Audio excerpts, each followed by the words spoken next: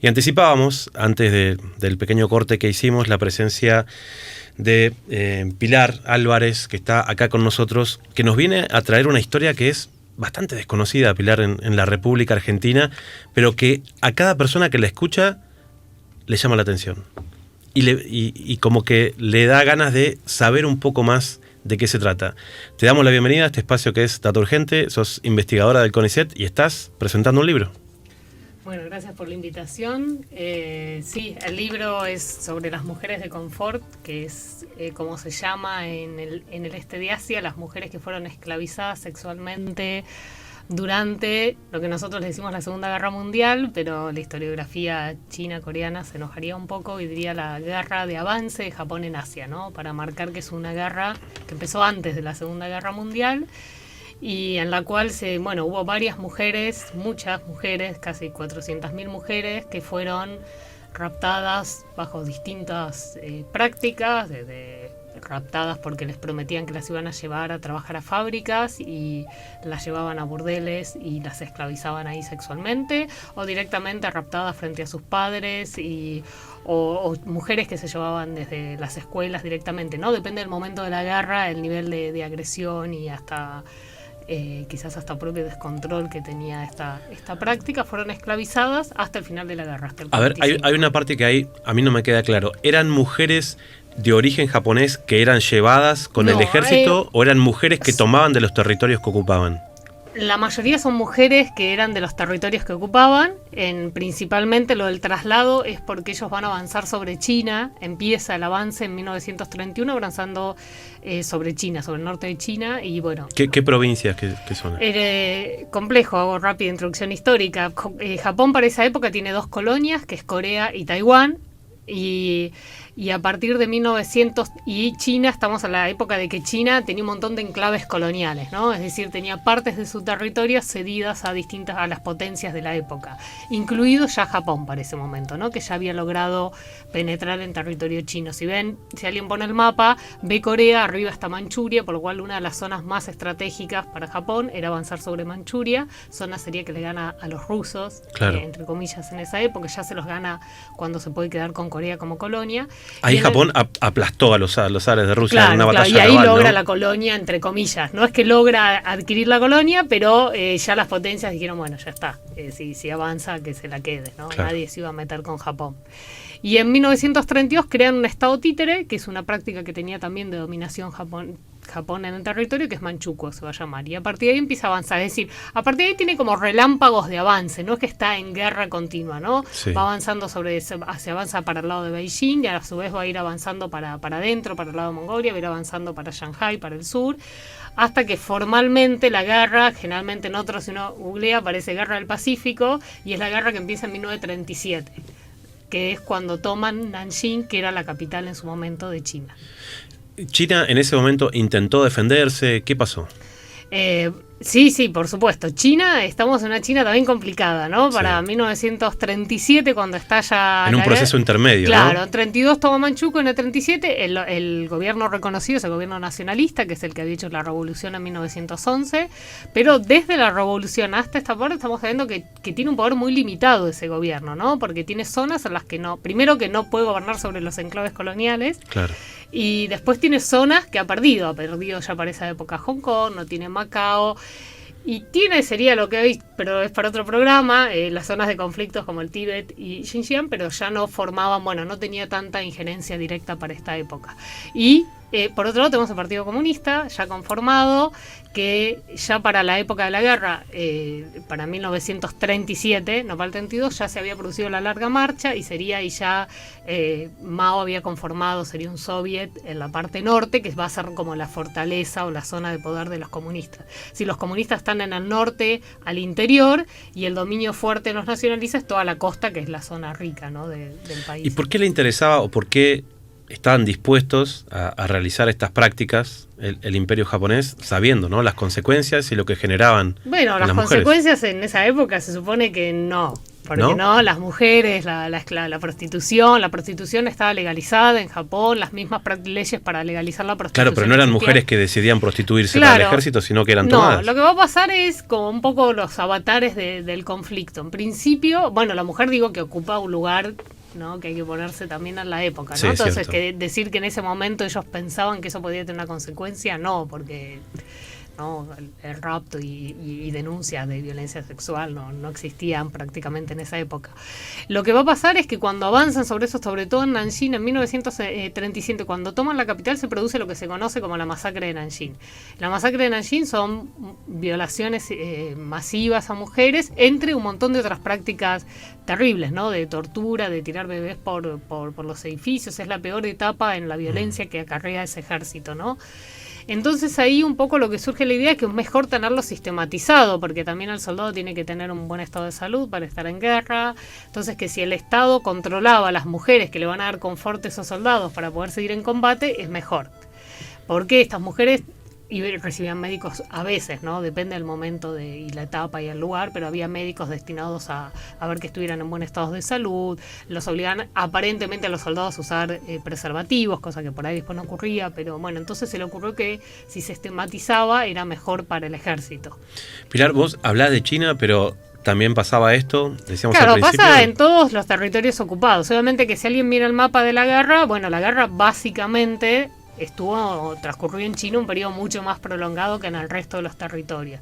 Las dos colonias son afectadas desde el inicio, porque desde el inicio van a ser las primeras personas en ser enviadas, ¿no? Generalmente mujeres coreanas hay desde el inicio víctimas porque las enviaban porque no había estaciones de confort ahí, ¿no? En esa época se necesitaban enviarlas a las zonas de batalla. ¿Vos viviste un tiempo en Corea del Sur? Sí, 6 años, mucho tiempo. ¿Fue ahí que conociste esta historia? Sí, claro, para nosotros es como raro y hasta, bueno, por lo menos hasta mi generación, hasta en la universidad, cuando yo estudié ciencia política, cuando uno estudiaba historia es como que Japón entra en el relato de la Segunda Guerra Mundial a partir de Pearl Harbor. Es cierto. ¿No? Básicamente antes de Pearl Harbor uno no estudiaba qué transcurría, ¿no?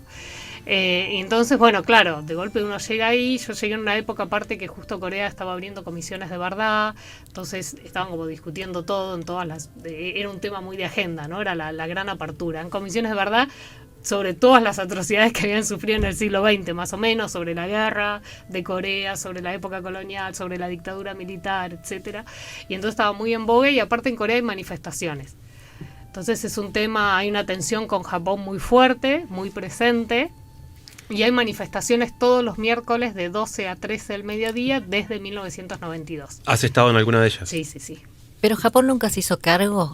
¿Algún tipo de reparación? Bueno, ahí es complejo. En términos, para todas las organizaciones y las víctimas van a decir que no. Hubo algunas como intentos, ¿no? Decir que Japón todo el tiempo se quedó callado, obviamente sería mentir, ¿no?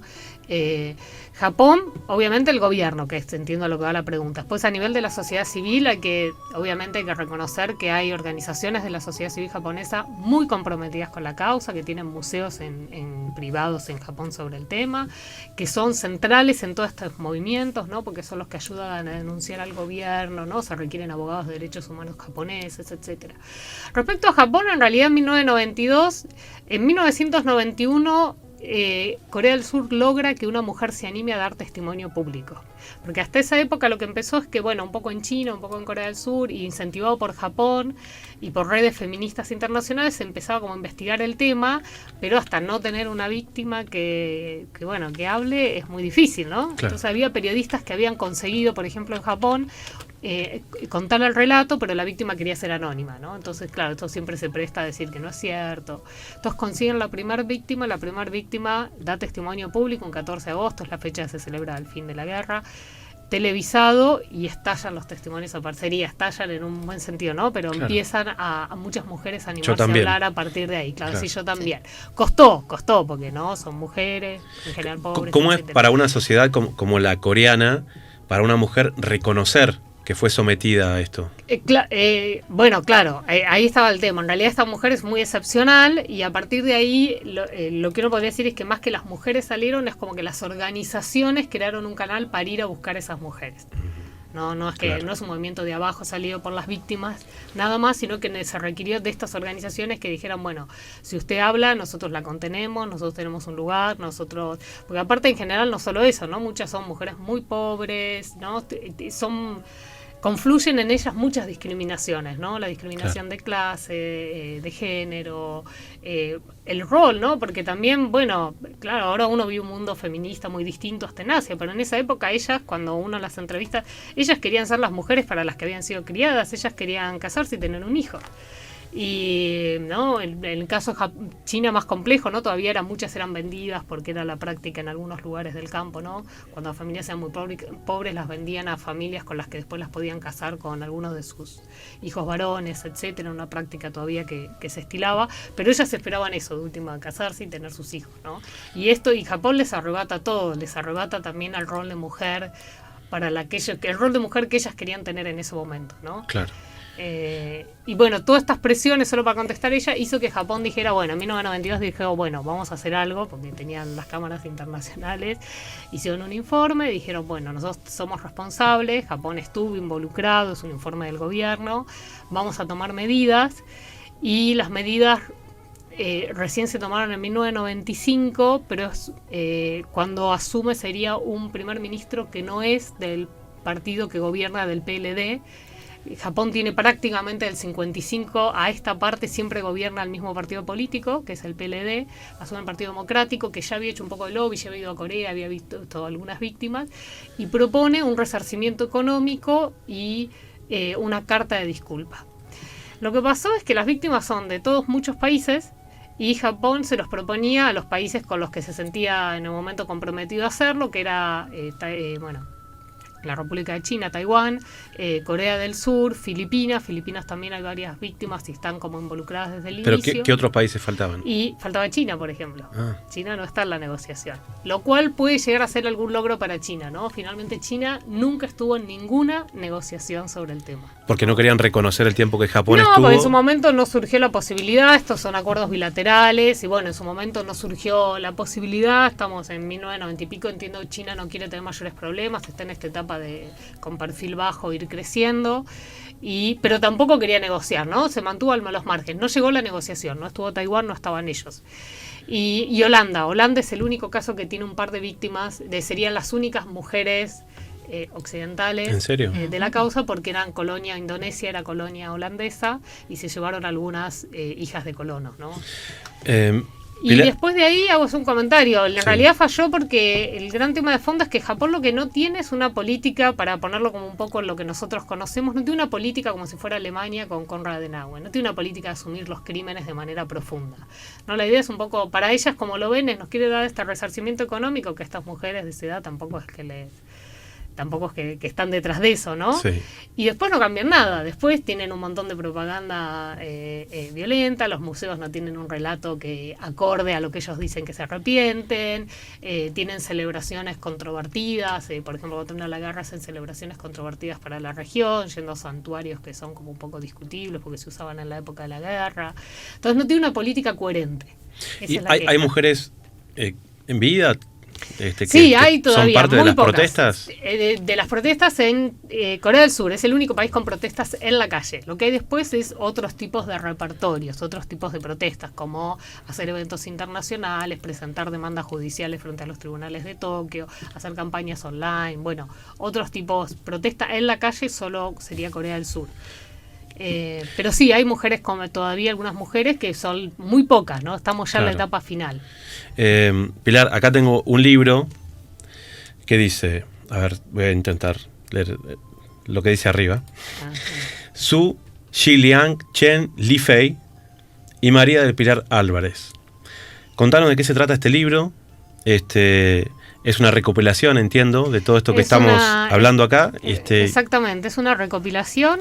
Bueno, los profesores que él nombra son profesores del Centro de las Mujeres de Confort en China, que eso está formalmente en una universidad en Shanghai. Shanghái es muy cerca de Nanjing, para que se den cuenta, entonces una de las zonas más afectadas por el conflicto y que tienen muchos lugares, estaciones de confort serían los lugares de rapto todavía. ¿Vos trabajaste con ellos para la recopilación del libro? Estuve allá con ellos, visitamos víctimas, bueno, trabajé en todo 2018, estuve trabajando con ellos, y entonces el libro tiene como 3 partes. Una parte donde ellos presentan básicamente documentos, sus investigaciones que son más bien probatorias de lo que transcurrió en China, que sería la primera parte del libro, que estas más bien son los documentos sobre cómo funcionaban, a quiénes trabajaban, quiénes eran los colaboradores, como todo, hay colaboracionistas, bueno, cómo era esta red en China. Hay una segunda parte que es la parte que yo escribo, que tiene que ver con, por un lado, con el movimiento transnacional, el movimiento de defensa de estas mujeres, los orígenes, quiénes están involucrados, cuándo surge, por qué, qué respuestas ha tenido Japón, hay unas cosas más, ¿no?, en las respuestas, por qué no se aceptan, y una parte dedicada a las políticas de memoria, ¿no? Ha surgido en los últimos años, pero muy pocos años, museos, ¿no?, por primera vez, varios museos, y después la parte final hicimos la traducción de algunos testimonios de las víctimas. Pilar, el nombre concreto es Mujeres del Confort en China, una guerra íntima. ¿Salió a la venta ya? ¿Está por salir? La pandemia nos trata mal con esas cosas, pero ya están los ejemplares acá y esperamos que la semana que viene ya estará en Mercado Libre y en algunas otras distribuciones. Dijiste museos. ¿Dónde? En Japón no. Complejo. En Japón hay un museo privado, ¿no? Finalmente Japón es una democracia y si alguien quiere tener un museo sobre las estaciones de confort, sobre el caso es de una ONG y lo tienen sería un lugar muy pequeño que hay en Tokio, y después hay museos en Corea del Sur, hay 2 museos, también pertenecen a las organizaciones, a las ONGs, no es estatal, aunque cuentan con mucho financiamiento indirecto estatal, pero son 2 museos. En uno de ellos, interesantemente, viven víctimas, es decir, está el museo y además hay una casa de cuidados donde todavía viven víctimas y la gente las puede conocer, etcétera. Y en China ahora tenemos formalmente sobre las mujeres confort un museo en Shanghái, un museo muy grande en Nanjing que pudieron hacer en una estación de confort, es decir, el lugar donde las raptaban, y además en China, como que le dije en los últimos muy pocos años, en la última década, hay una explosión de museos sobre temas que tienen que ver con, las violaciones, los derechos humanos cometidas por Japón en su territorio. Y eso va desde museos dedicados solo a la masacre de Nanjing, que por ahí tiene algunas salas sobre las mujeres de confort, a otros temas, ¿no? Los experimentos biológicos que hacían en jardín, etcétera. Cuando estás trabajando con ellos, ¿se sorprenden de que una investigadora argentina? Sí, se sorprenden de que Argentina, exactamente, ¿no? Porque por ahí con otros países de Occidente, como Estados Unidos, o que hayan llegado ahí, no les llama tanto la atención, sobre todo los países de Asia, por la migración fuerte que ha tenido hacia los Estados Unidos. Están más conectados en ese sentido, que venga alguien de Canadá o hasta que llegue alguien de Alemania, le parece que está, pero que haya llegado a Argentina, claro, no lo viven como un logro, porque es rarísimo. Claro. ¿Cómo puede ser que alguien, la pregunta es al revés, ¿cómo te enteraste en Argentina que pasaba esto, ¿no? Pero les contabas que es un país donde los derechos humanos es algo que se valora. Ellos generalmente China y los derechos humanos tienen sus vueltas, pero en el caso de Corea sí, en general conocen obviamente a las madres de Plaza de Mayo. Qué bueno. De hecho, las organizaciones al revés siempre estaban, nosotros queremos ir a Argentina, queremos ir a conocer a las madres de Plaza de Mayo. Bueno, qué bueno que nos representen, ¿no? Sí, en eso sí. Así que no, creo que ellas pensar que llegó a Latinoamérica les parece como rarísimo, porque no estamos tan conectados como otras partes del mundo en términos socioculturales, ¿no? Con ellos. Veo que tiene un sello de la Universidad de El Salvador. ¿Va a estar en librerías comerciales o sí, se va a vender ahora con la pandemia por Mercado Libre. Está bien, eso va a ser va a ser el modo básica. Más rápido. Lo van a vender en realidad en una serie de librerías que formalmente están por Corrientes, pero lo van a vender a través del Mercado Libre. Y sí, es un libro originalmente académico, hecho por la Universidad de Shanghái, por lo tanto lo editó la editorial de la Universidad de El Salvador, que la Universidad de El Salvador tiene una escuela de estudios orientales, que por ahí es una rareza para Argentina, entonces hace mucho que trabaja con temas de Asia. Y los que te quieran seguir por redes sociales para ver cuáles son las cosas que estás publicando y demás, ¿cómo figuras? Qué buena pregunta, me acaban de preguntar cuál es tu Twitter y miré ahí, pero en no el mundo académico, sí, soy muy de redes sociales, pero Sí, ahora bueno, va a quedar en el programa. Sí. Y bueno, estoy en todas las redes en realidad, mentira. Bueno. Estoy en Instagram, Facebook. María Pilar María Álvarez. del Pilar Álvarez. María del Pilar Álvarez. Sí, qué grande. Ella me dice, en Twitter es Mara del Pilar LB3. Ahí Fer Román nos está apoyando con el Twitter de Es porque Twitter me sacó María y es Mara, entonces hay una confusión. Ahí está. Pero es Mara del Pilar LB3. ¿Cómo te dicen? ¿Te dicen María del Pilar? ¿María te dicen Pilar? No, acá en Argentina Pilar. Pilar, allá en claro. Asia María. Pilar lo superó, para eso sigue siendo un apellido en términos formales. Claro. Bueno, Pilar, te agradecemos muchísimo la presencia, que nos compartas el libro, que nos hayas traído. Mirá, acá se escucha el correr de las páginas. Es lindo todavía leer en papel, ¿no? Sí. Yo lo disfruto muchísimo, la verdad. Bueno, gracias por la invitación y bueno, obviamente es un tema muy amplio, saltan un montón de otros temas, ¿no? Como decía, derechos humanos, género, el movimiento, así que bueno, espero que genere la curiosidad y que puedan conocer. Bueno, este espacio es para eso, ¿no? Hablamos de coyuntura, pero también de temas y del contexto histórico mundial, y la verdad que nos has hecho un aporte increíble el día de hoy.